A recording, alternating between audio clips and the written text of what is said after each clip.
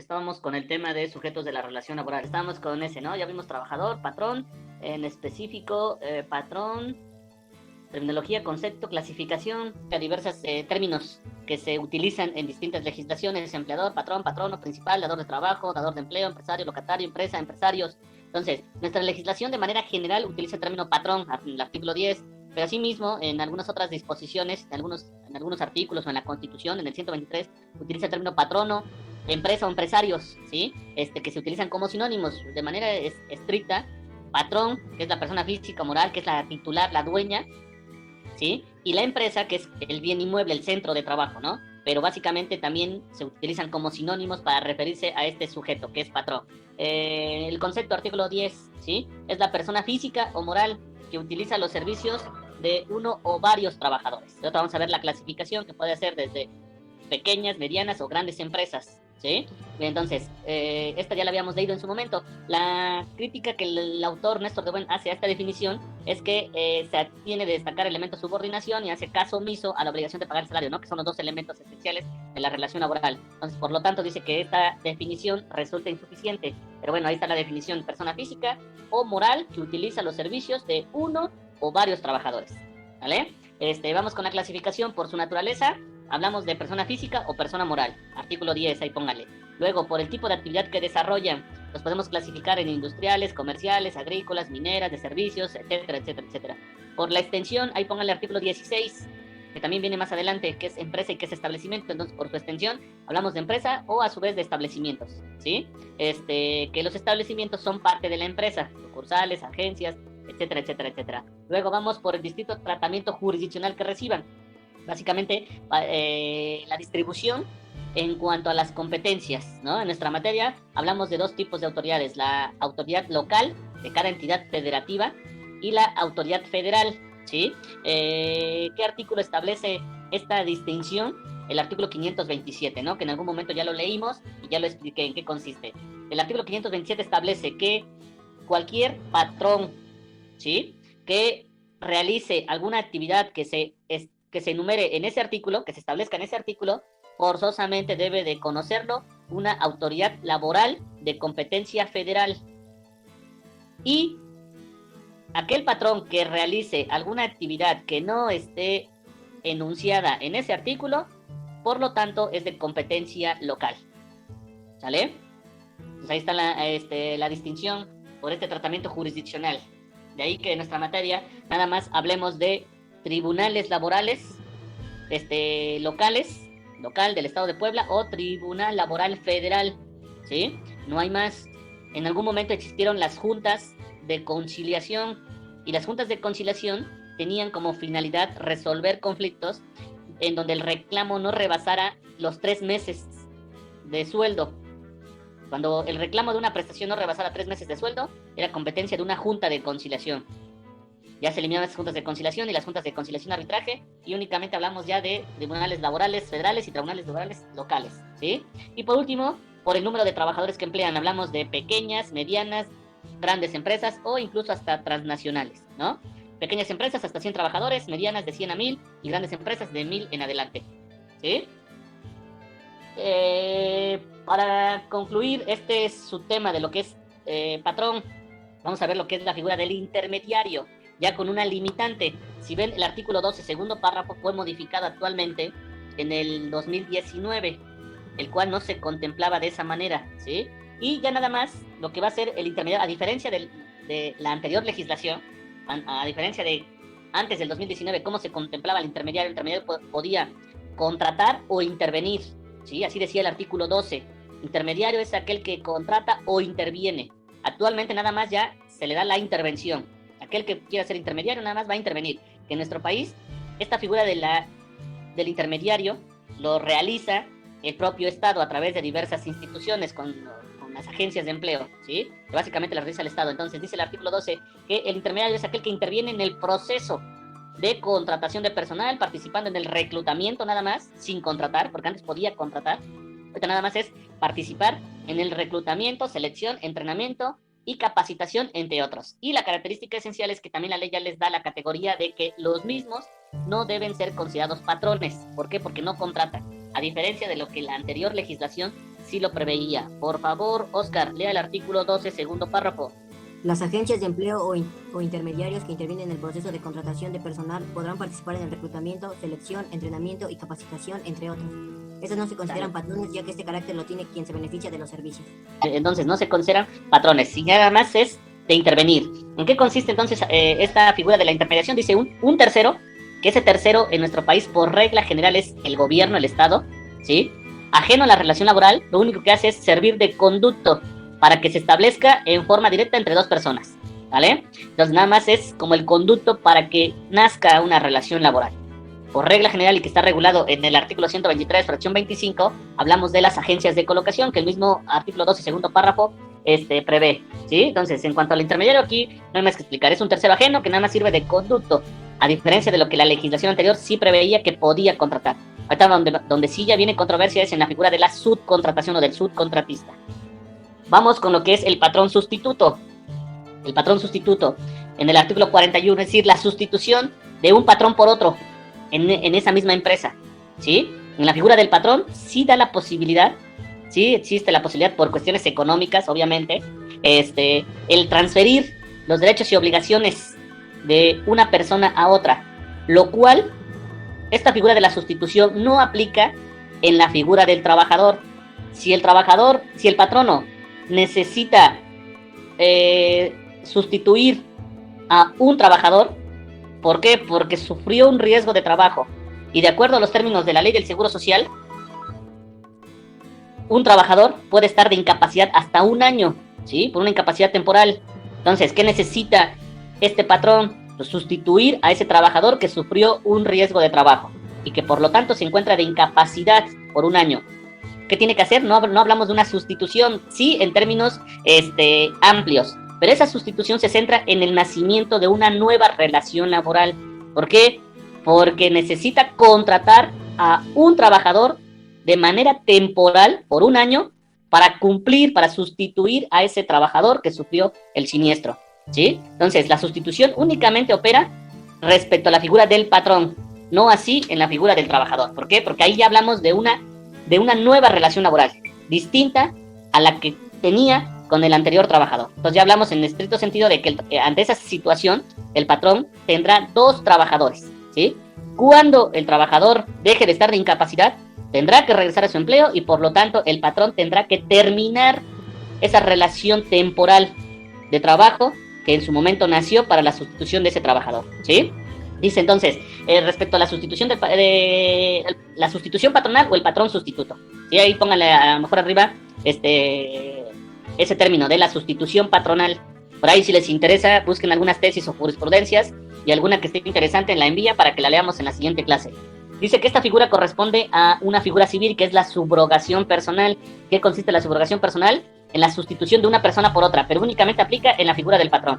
En una relación jurídica de tal manera que la sustituta, ¿sí?, el nuevo patrón, asuma la totalidad de los derechos y obligaciones de la sustituida. Esa va a ser también la característica social, de asumir todos los derechos y obligaciones. Ahorita vamos a hablar que la ley establece una responsabilidad solidaria y también cómo la ley protege a los trabajadores ante usar de manera fraudulenta esta figura de la sustitución patronal, con lo que prevé el artículo 41, primer párrafo. La sustitución de patrón no afecta a las relaciones de trabajo de la empresa o establecimiento. El patrón sustituido será solidariamente responsable con el nuevo por las obligaciones derivadas de las relaciones de trabajo y de la ley, nacidas antes de la fecha de la sustitución, hasta por el término de 6 meses. Concluido subsistirá únicamente la responsabilidad del nuevo patrón. El término de 6 meses a que se refiere el patrón anterior se contará a partir de la fecha en que se hubiese dado aviso de la sustitución al sindicato o a los trabajadores. Para que surta efecto la sustitución patronal, deberán transmitirse los bienes objeto de la empresa o establecimiento al patrón sustituto. Sale, si gustan ahí en su ley, rayen o encierren la primera partecita, en cómo respeta los derechos de los trabajadores. Dice, y lo cual da la posibilidad a la sustitución patronal. La sustitución de patrono no afectará las relaciones de trabajo. Es la primera característica, que la sustitución no afecta las relaciones de trabajo. Ahí en sus manos tienen un ejemplo de un aviso de sustitución patronal que se menciona más adelante. Dice, el patrón sustituido será solidariamente responsable, hablamos de una responsabilidad solidaria, con el nuevo, con las obligaciones derivadas de las relaciones de trabajo y de la ley nacidas antes de la fecha de la sustitución, hasta por un término de 6 meses. esa responsabilidad solidaria entre el anterior patrón y el nuevo patrón es de 6 meses. Concluido este, subsistirá únicamente la responsabilidad del nuevo patrón. El término de esos 6 meses, a que se refiere el párrafo anterior, se contará a partir de la fecha en que se hubiese dado aviso de la sustitución al sindicato o a los trabajadores. Entonces, esa responsabilidad solidaria empieza a correr el término a partir de que se le dé aviso a los trabajadores, ¿sí? Un ejemplo de ese aviso de sustitución patronal lo emite la empresa Soporte Logístico Valle SC. ¿De qué fecha es? Abril 1, 2005. ¿A quién va dirigido? Al trabajador Jezabel Hernández. Por la presente ratificamos a usted nuestro compromiso en el sentido de considerar para todos los efectos legales a que haya lugar como fecha de su ingreso a esta compañía la misma en que inició su trabajo en Transportes Blindados, que es la empresa sustituida, ¿sí? Es decir, el 29 de abril de 1991. Aquí están respetando lo que establece el artículo 41. ¿Por qué? Porque no afecta la relación de trabajo, ¿sí? Y básicamente la antigüedad, ¿para qué se centra? Se centra en el pago o en la adquisición de 2 derechos de los trabajadores cuando termine la misma. 1, el pago de la prima de antigüedad, ¿sí? Que son 12 días por cada año de servicios prestados, de ahí que le estén respetando esa antigüedad. Y 2, las vacaciones. Las vacaciones vamos a ver nosotros más adelante, que de acuerdo a lo que dispone la ley, con el transcurso del tiempo se va aumentando dicha prestación, ¿sí? Es la única que con el transcurso del tiempo mínimamente se va aumentando, ¿sí? El primer año 6 días, el segundo año se aumenta a 2 hasta llegar a 12, y de ahí cada 5 años se va a aumentar 2 días. Entonces, entre más tiempo tenga la empresa, mayor número será de días de vacaciones. Entonces ahí que esté en primera instancia respetando lo que prevé ese artículo 41, no afectar la relación laboral. Así pues, esta fecha servirá para calcular todas las prestaciones que tenga usted derecho en los términos del contrato y nivel de trabajo, del plan de prestaciones que se desglosa, así como de la propia ley y las que lleguen a otorgar en el futuro. Por lo tanto, Soporte Logístico, como patrón sustituto, acepta todos y cada uno de los derechos que usted ha adquirido. Atentamente, licenciado Nassim Shein, director de Recursos Humanos, Soporte Logístico, y recibe de conformidad la trabajadora. A partir de que se le da este aviso, que es el 1 de abril del 2005, a partir de ahí empieza a correr el término de 6 meses para esa responsabilidad solidaria entre de Transportes Blindados Tameme, que es la empresa que desaparece, o el anterior dueño, ¿sí? Ya contados esos 6 meses, que sería octubre, ¿no? Sí, octubre. Bueno, septiembre. Sí, bueno, septiembre, octubre. Ya después de ese mes de octubre, el único responsable ya será el nuevo patrón, que sería Soporte Logístico, ¿sí? Luego, entonces, las características para que se dé a cabo o se lleve a cabo la sustitución de patrono. Primero, de entrada, la existencia de una empresa, ¿no? ¿Sí? De un patrón o de una empresa, como quieran llamarlo. 2, que se transfieran los derechos de titularidad de una persona a otra.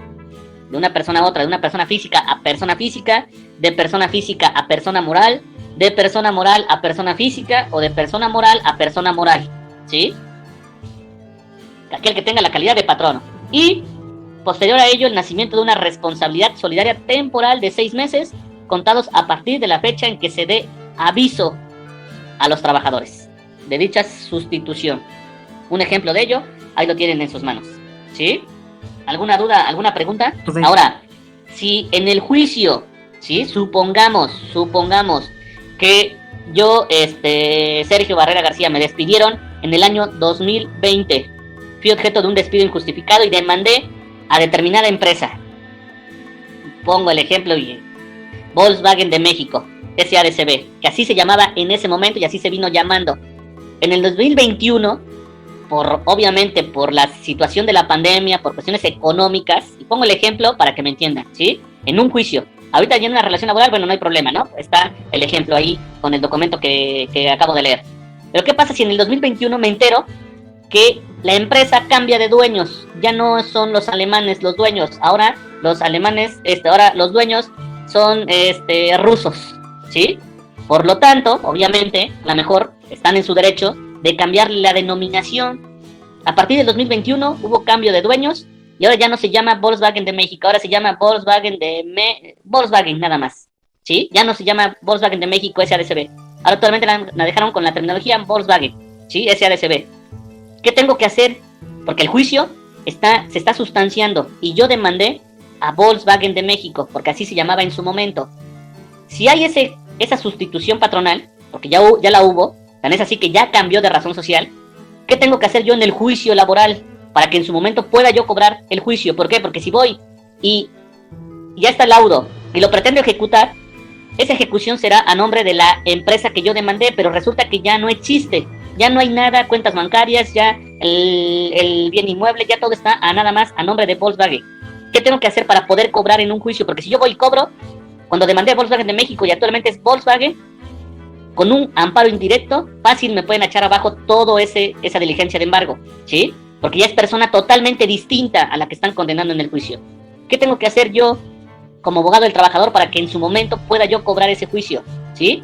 Tengo que promover en el expediente principal un incidente, y ese incidente se denomina incidente de sustitución patronal, para que en su momento la Junta dicte una resolución y declare que actualmente la empresa en ese juicio demandada es Volkswagen SADCB, ¿sí? Pero tengo que promover en el juicio laboral un incidente, y ese incidente se denomina incidente de sustitución patronal. Si les interesa, repito, busquen algunas tesis o jurisprudencias que van a referirse a esa cuestión del incidente de sustitución patronal y las vemos en la siguiente clase. ¿Sí? ¿Queda claro? A lo mejor aquí me fue algo tan simple el decir de Volkswagen de México cambió a Volkswagen, pero supongamos que de Volkswagen México SADCB cambia a una denominación con el idioma ruso, entonces va a ser empresa totalmente distinta. ¿Qué tengo que hacer en el juicio? Promover el incidente de sustitución patronal, ¿sí? Continuamos entonces con lo que es, por último, para terminar, que se utiliza, les digo, como sinónimo, ¿no? Pero básicamente la referencia a la empresa es el centro de trabajo, el bien inmueble, donde se reúnen los trabajadores para llevar a cabo esa actividad para la cual fueron contratados. Artículo 16. Para los efectos de las normas de trabajo se entiende por empresa la unidad económica de producción o distribución de bienes o servicios, y por establecimiento la unidad técnica que como sucursal, agencia u otra forma semejante sea parte integrante y contribuya a la realización de los fines de la empresa. Sale esta entonces, ¿no? Ya ahorita ya lo tienen, ya lo habíamos leído en alguna ocasión, ahorita ya es el momento de que ya lo tengan bien presente la definición y en qué artículo se encuentra esa definición. Dice, para los efectos de las normas de trabajo se entiende por empresa la unidad económica de producción o distribución de bienes o servicios, y por establecimiento la unidad técnica que como sucursal, agencia u otra forma semejante sea parte integrante y contribuya a la realización de los fines de la empresa. ¿Cuáles son los fines de la empresa? Los de producción o distribución de bienes o servicios, ¿sí? Dependiendo del objeto social a qué se dedique ese patrón en específico. Continuamos con el tercer sujeto, que desde mi punto de vista la regulación, ¿sí? A diferencia de lo que el gobierno en el 2019 y actualmente, no falta que por ahí se mencione y en las páginas oficiales de la Secretaría del Trabajo y Previsión Social o en el gobierno de la República se diga que han eliminado lo que es la subcontratación, ¿sí? O el outsourcing o la intermediación. Esos son los tres términos que se utilizan normalmente: el outsourcing, la subcontratación o la intermediación, es lo mismo, se utilizan como sinónimos. Es falso, ¿sí? Si bien es cierto, modificaron la ley, actualmente se sigue contemplando la figura de la subcontratación, ¿sí? Ya más restringida y con ciertas reglas específicas, pero se continúa con dicha regulación, ¿sí? Es falso entonces que se haya eliminado, que la ley haya eliminado lo que es el outsourcing, ¿no?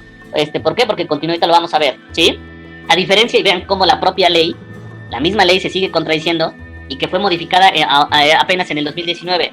Si ustedes ven, vámonos al artículo 12 primero, y dice, por una parte sí lo elimina, dice el artículo 12, primer párrafo: queda prohibida la subcontratación de personal, entendiéndose esta cuando una persona física o moral proporciona o pone a disposición trabajadores propios en beneficio de otra. Entonces, por una parte en este párrafo elimina la subcontratación, ¿sí?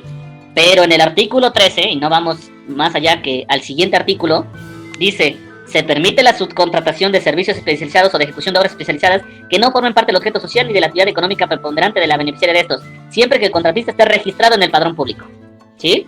Entonces ya vieron cómo por una parte elimina la subcontratación, pero por otra parte la prevé, ¿sí? Entonces, en términos, ¿cuál es la conclusión? Que se continúa la regulación de lo que es la subcontratación, que desde mi punto de vista es inconstitucional. ¿Por qué? Porque también contradice varias fracciones del 123 en relación con el artículo 20, que en algún momento nosotros ya analizamos. El artículo 20 establece que es una relación de trabajo y únicamente se enfoca en dos sujetos, trabajador y patrón. Al hablar del subcontratista, ya es un tercer sujeto más, ¿sí? Esta figura de la subcontratación empezó a existir básicamente en 1985, son los primeros antecedentes de lo que la utilización de lo que es el outsourcing, la subcontratación. Se vino a regular de manera específica nuestra ley en el 2012. Si ustedes ven su ley, se reguló la subcontratación en los artículos 15, letra A, B, C y D, que actualmente, esos se adicionaron en el 2012, ahí aparece. Esos artículos fueron adicionados con la reforma del 30 de noviembre del 2012. El nuevo gobierno, con esa política de social que lo caracteriza, entre comillas, elimina en teoría la subcontratación, lo cual es falso, ¿no? ¿Por qué? Porque ya vimos lo que se contempla en el artículo 2 y 13. Entonces, elimina y deroga estos 4 artículos. Y ya con eso dice que ya eliminó la subcontratación, lo cual no es cierto, ¿no? Pero bueno, el artículo, no, eso que tiene ahí en sus apuntes ahorita de qué es contratista y contratante, eso estaba previsto, y que se aplica, sigue aplicándose, estaba previsto en el artículo 15, letra A. Ahí decía que era contratista y que era contratante. Bueno, como sigue esta figura de la subcontratación, por eso dejo ahí los términos para definir qué es un contratista y qué es el contratante. El contratista es el patrón y el contratante es la empresa que se beneficia de los trabajos de esas personas, ¿sí? La empresa principal, así podríamos llamarlo. Supongamos la universidad, ¿sí? Nuestra universidad tiene sus trabajadores, todos los administrativos y los docentes. Pero a su vez subcontrata, también tiene trabajadores subcontratados. Entonces, ¿cuáles son los trabajadores subcontratados? Los de limpieza y los de vigilancia. Esos 2 tipos de trabajadores son subcontratados. Hay un contratista, es el patrón el que contrata a los trabajadores para el servicio de limpieza y de vigilancia, y está el contratante, el que se beneficia de esos servicios, que es la universidad, ¿sí? El contratista dice entonces, ejecuta obras o presta servicios con sus trabajadores, porque él los contrata. Él les paga salarios y paga prestaciones mínimas de ley, ¿sí? Bajo su dependencia. Y el contratante, es la empresa principal, si así quieren ponerle, fija las tareas del contratista y lo supervisa en el desarrollo de los servicios o en la ejecución de las obras, ¿sí? En la práctica, un trabajador tiene 2 patrones. El que lo contrata, ¿sí? Y el que le dice dónde tiene que irse a trabajar. Y el contratante, el contratista, que también lo supervisa en el desarrollo de su empleo. ¿Vale? O sea, la postre no tiene un patrón, sino tiene 2 patrones. ¿Qué dice el artículo? Bueno, ya vimos, el artículo 13 se modifica también para hacerlo de una u otra forma más estricta la regulación de lo que es la subcontratación. Y dice el artículo 13, se permite la subcontratación de servicios especializados o de ejecución de obras especializadas. Pregunta, los trabajadores... Es un ejemplo para que me entiendan. No tengo nada en contra de la universidad, al contrario, soy empleado, ¿no? Soy trabajador de la misma. Es simple ejemplo, ¿sí? Pregunta, los trabajadores de limpieza y los trabajadores de vigilancia que son subcontratados, el trabajo que realizan son, ¿qué dice el artículo 13? El trabajo que ellos realizan son servicios especializados. No. No. Ninguno, ¿sí? Ni los de limpieza ni los de vigilancia. No son servicios especializados, ¿sí? Ahora, ¿cuál era? Y era un lucro, ¿sí? ¿Cuál era por qué la subcontratación? ¿Por qué existió el outsourcing tanto tiempo en el país? Y sigue existiendo, ¿no? Ahí está un ejemplo. La universidad sigue subcontratando. Pero básicamente la ley lo que dice, se permite únicamente cuando se refieran a servicios especializados. Un ejemplo claro, los de limpieza y los de vigilancia, el trabajo que realizan es un servicio especializado, obviamente no, ¿sí? En el artículo que les envié vamos a ver por qué existió el outsourcing, ¿sale? Dice entonces, las condiciones que se desprenden de este artículo 13 para que pueda darse el outsourcing o la subcontratación. Primero, que deba referirse a servicios especializados o ejecución de obras especializadas. 2, que no formen parte del objeto social ni de la actividad económica preponderante. Y 3, también aquí, lo cual da una posibilidad, abre la posibilidad de que siga existiendo la subcontratación con este inciso B, porque que no formen parte del objeto social. La universidad también ahí fácilmente puede escudarse y decir, bueno, si bien es cierto que no son servicios especializados, mi objeto social es la educación, y la limpieza y la vigilancia no tienen nada que ver con mi objeto social, ¿sí o no? Con esta cuestión, con este inciso B, fácilmente puedes deslindarse el que estés utilizando ilegalmente la subcontratación, ¿sí o no? Sí. Sí. Sí. Y por último, el contratista, dice la ley, debe estar registrado en un padrón público de la Secretaría del Trabajo y Previsión Social. ¿Sale? Saquen el artículo de Néstor de Buen, que ya se los había enviado, que se denomina el derecho del trabajo contemporáneo. Empezamos con el 1, las vicisitudes del derecho del trabajo. A diferencia de otras disciplinas jurídicas, el derecho del trabajo presenta una notable dependencia de múltiples factores que provocan su nacimiento y que a lo largo de los tiempos han transformado su esencia e inclusive puesto en riesgo su subsistencia. Si atendemos a su origen, el derecho de trabajo lo tiene evidentemente en la explotación desatada con motivo de la Revolución Industrial, a mediados del siglo XVIII.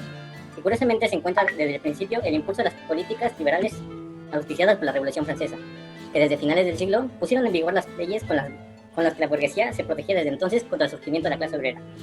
La ley de Chapelier de 14-17 de junio de 1791 y el Código Penal francés de 1810, represores de las organizaciones sindicales, son las primeras muestras de que la clase dominante, la burguesía, tuvo la clara conciencia de que la clase obrera era su enemigo principal. Lo que en algún momento les comenté, ¿no? ¿Por qué es nuevo derecho del trabajo? Porque a nivel internacional tiene 2 siglos o más de existencia, ¿no? Y el punto de partida que posteriormente se empezara a regular en esta materia fue la Revolución Industrial. En nuestro país, un siglo atrás, o un poco más de un siglo atrás, y tuvo como acontecimiento el porfiriato, ¿sí? El porfiriato que culminó con un movimiento revolucionario político que empezó con tintes políticos y posteriormente adquirió esa cuestión social. Pero básicamente fue pues, una cuestión 100% política de Francisco I. Madero, ¿no? Entonces, de ahí que la clase dominante, como dice el autor, la burguesía, empezara a establecer normas jurídicas que trataban de eliminar, ¿sí?, las organizaciones en las empresas o en los establecimientos. Y eso lo van a leer ustedes en el siguiente curso. En materia colectiva, las primeras leyes que suprimían todo tipo de organización interna en una empresa fue la ley Chapelier de 1791 y el Código Penal francés.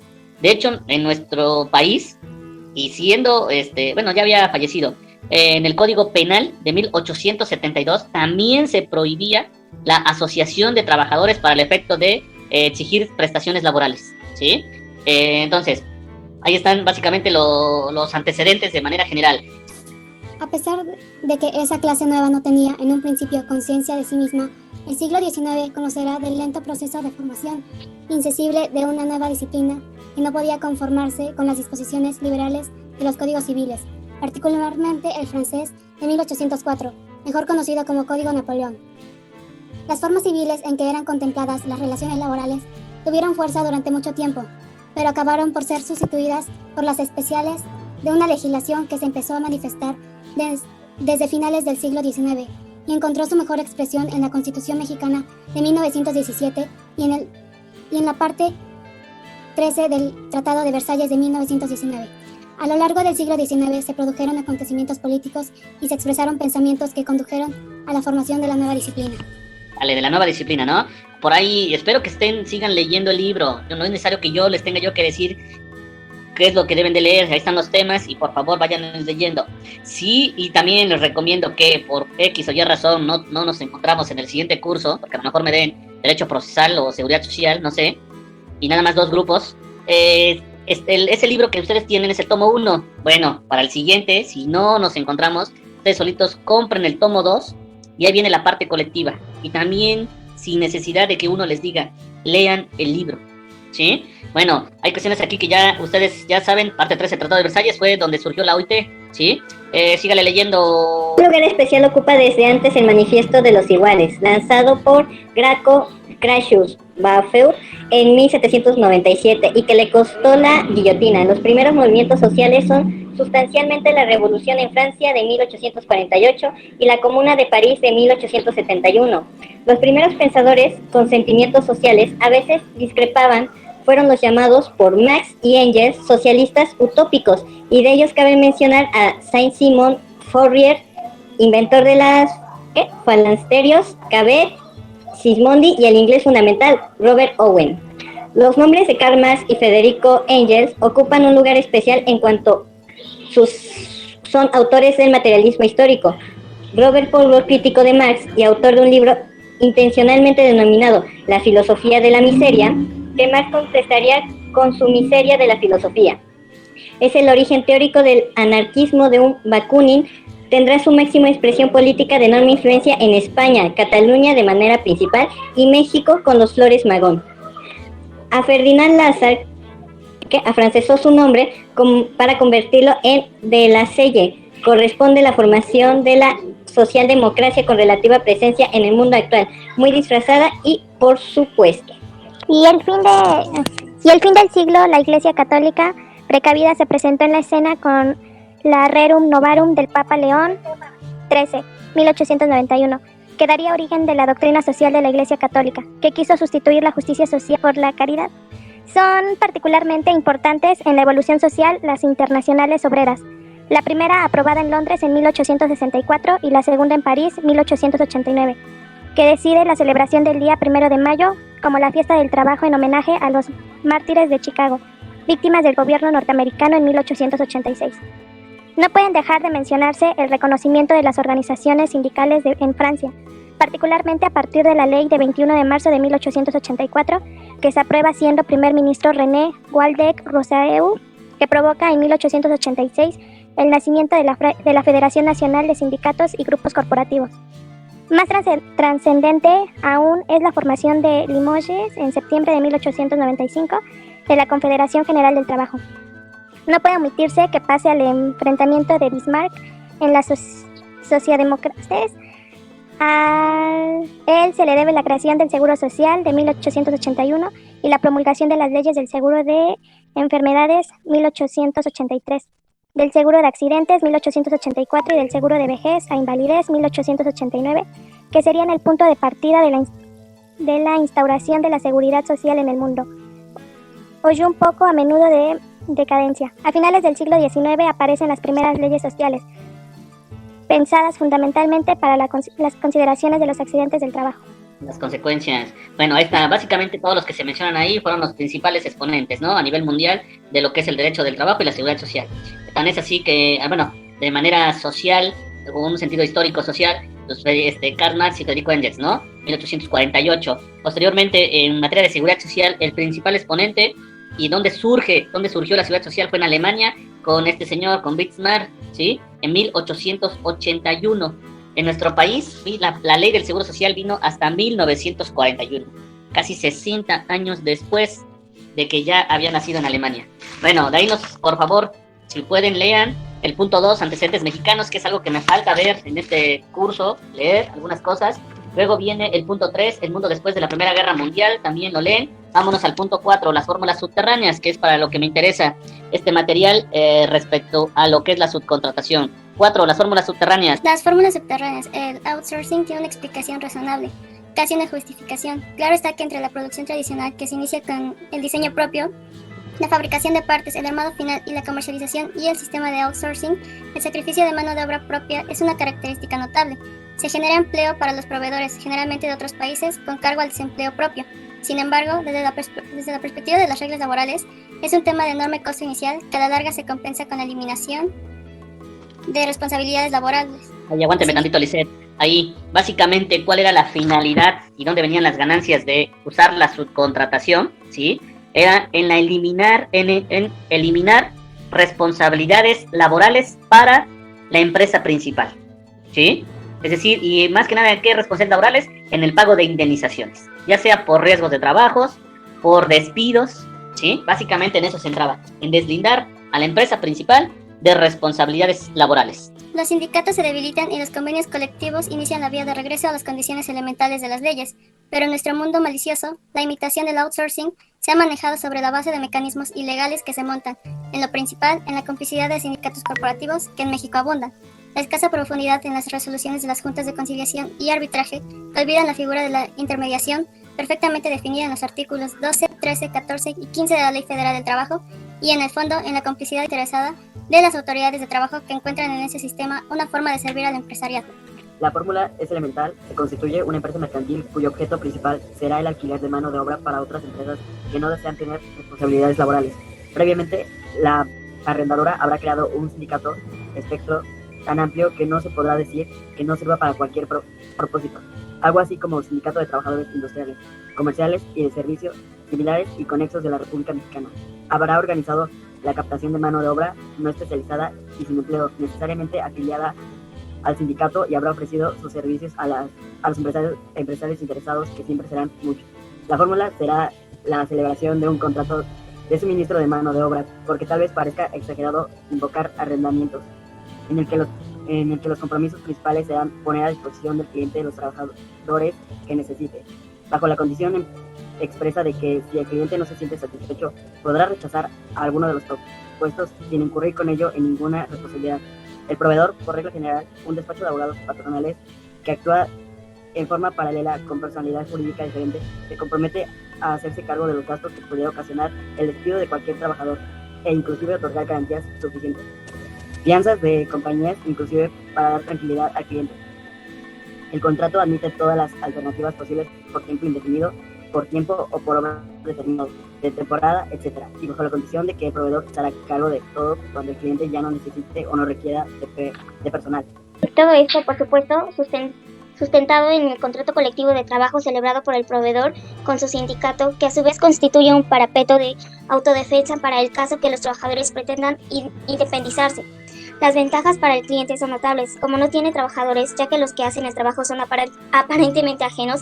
No existe frente a ellos responsabilidades laborales de manera especial, la de repartir utilidades o de cubrir indemnizaciones por despidos, con lo que la empresa pueda disfrutar de una paz social absoluta.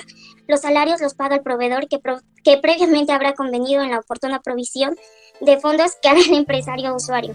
Obviamente esa provisión considerará el importe de los salarios que deberá cubrir el proveedor, adicionado con una razonable utilidad que podrá quedar amparada por cualquier mecanismo contable que no genere demasiados compromisos fiscales al proveedor. Por supuesto que el contrato de servicios llevará una cláusula que faculte al empresario para aplicar cuanta medida disciplinaria considere oportuna. Las formas exteriores, el proveedor tendrá ciertamente una oficina elemental de muy escaso mobiliario y sin valores visibles. Para evitar conflictos de vuelta, contará con cuantos contratos colectivos de trabajo considere necesarios. No faltarán entendimientos adecuados con las compañías de finanzas que se presenten a otorgar las garantías que reclamen los clientes. Un cuerpo jurídico razonablemente hábil hará frente a cualquier reclamación que, en última instancia, dependiendo de las circunstancias, podrá llevar arreglos con cargo al gran margen de utilidad que el sistema proporciona.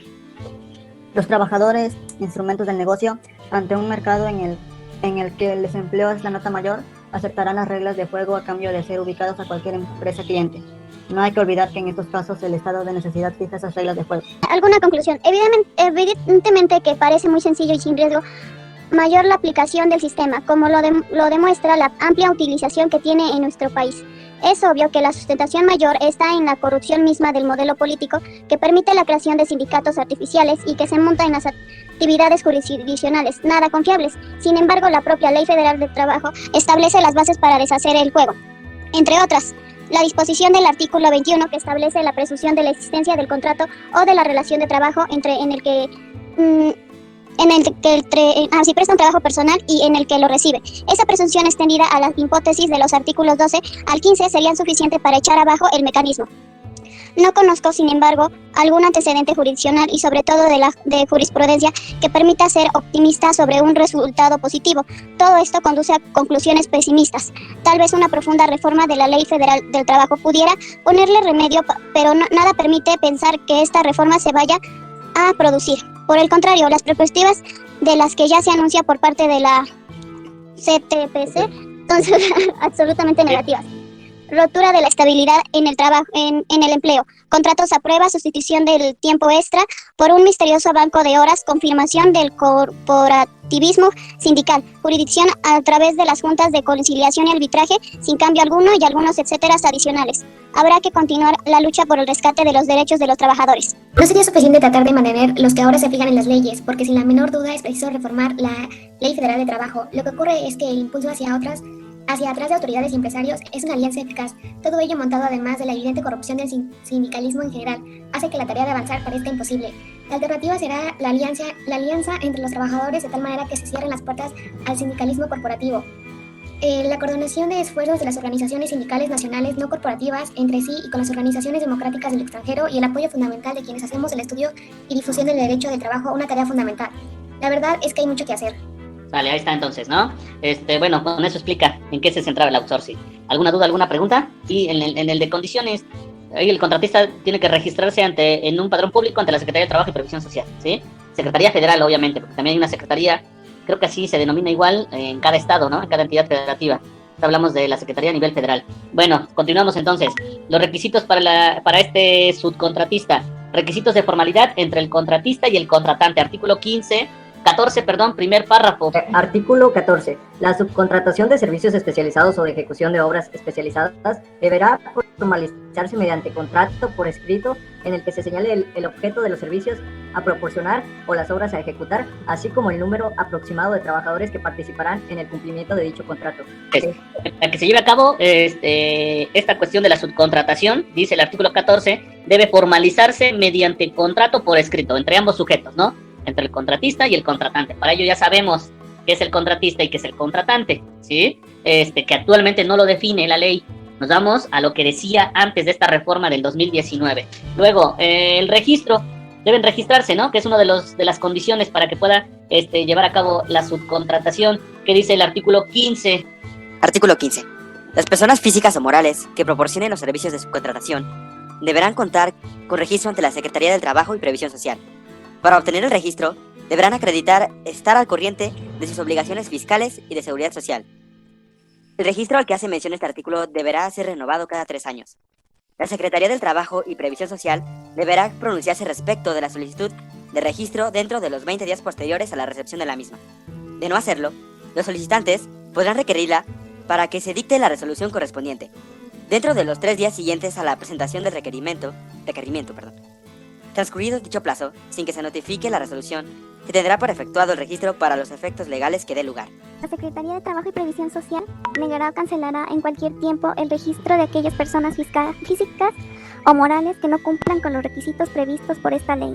Las personas físicas o morales que obtengan el registro a que se refiere este artículo quedarán inscritas en un padrón que deberá ser público y estar disponible en un portal de internet.